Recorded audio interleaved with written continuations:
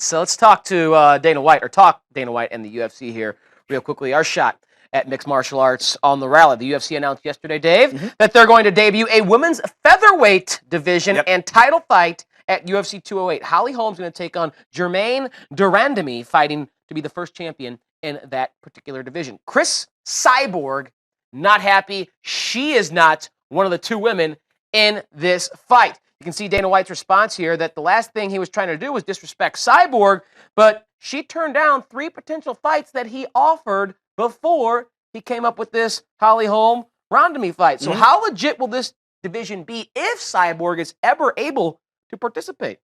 It'll be legit. They created this division. Let's not make any bones about it. For Cyborg.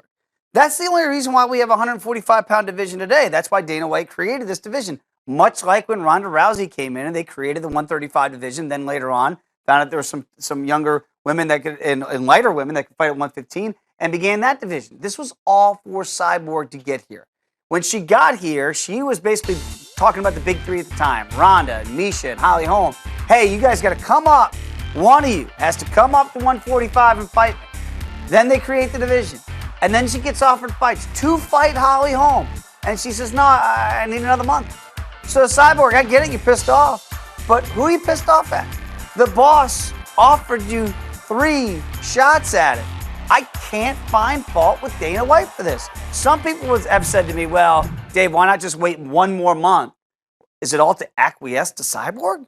Don't we have a business to run? Doesn't Holly Holm have to fight? And her time frame might not allot for another month? I mean, it's not like they're giving her 2 weeks notice. They're giving her the better part of 2 months notice. So whatever's going on with Cyborg and her health, I think Dana's telling it exactly like it is. I'm not trying to diss Cyborg. That's the last thing I'm trying to do. But if she says she can't fight, when I offer her 3 fights, the so-called show must go on, and the show will start at 145 pounds without Cyborg.